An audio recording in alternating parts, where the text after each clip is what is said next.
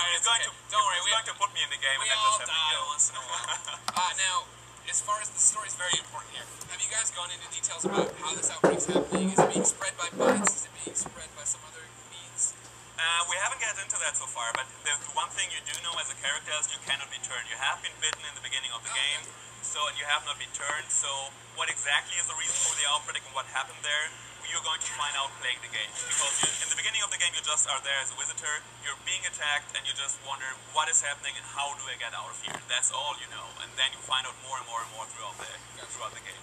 And one thing that we can see here is we have indoor levels and outdoor levels. So what you can see is in indoor levels, it's way darker. We gave you flashlights, so the feeling and the whole thing, and the sewers, for example, here is way different than out there. So when you play through the game, you start off at the tropical beach, it's sunshine, it's really white beaches, the hotel, everything is wonderful, it's a paradise. And proceeding through the game, the destruction hits the island more and more. You go into the city that we just saw, you go indoors, it's going to be darker and all that, so the mood of the whole game changes throughout the game. Well, one of the things we haven't really touched on is the zombies themselves. You're seeing them pop up here and they have different names and then they have levels.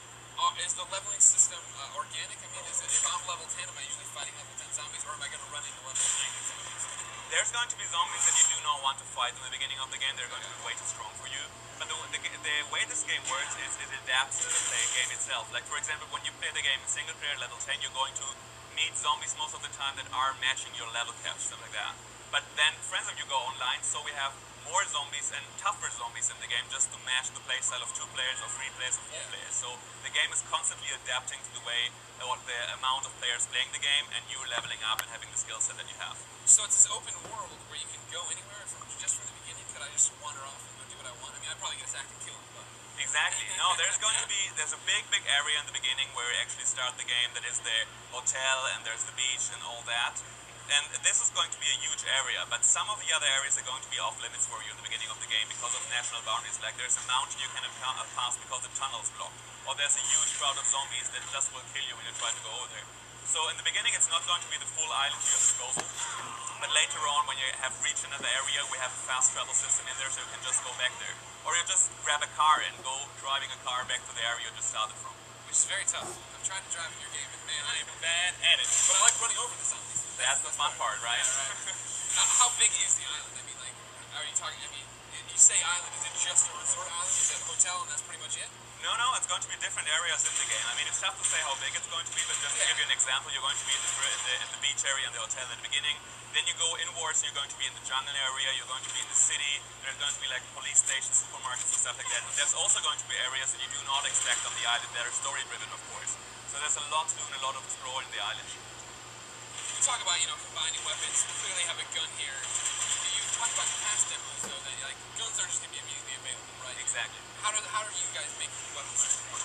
So we're going to be focusing on melee combat for sure, because as you're just a visitor on the island, you don't bring all your weapon arsenal with you. So you just pick up whatever you can and to defend yourself. But of course, example here, the city, there's going to be like a dead policeman on the ground. You pick up his gun, you pick up the shots that are in that gun, like 15 or 20 shots. Gotcha. But then the ammunition is going to be over. So it's not going to be about weapons and finding the weapons that is going to be the most tough part, but it's going to be getting ammunition for those weapons that is even tougher.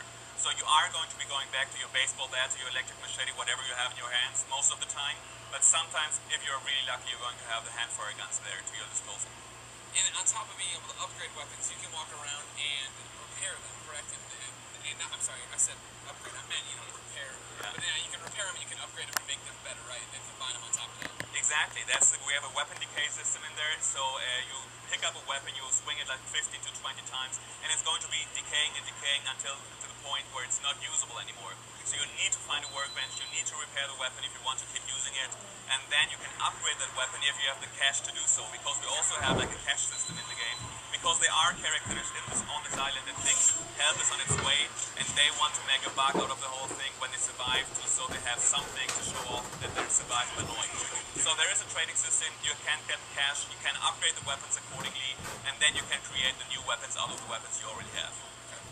Okay, so what haven't we touched on, Vincent, about Dead Island that everyone out there needs to know?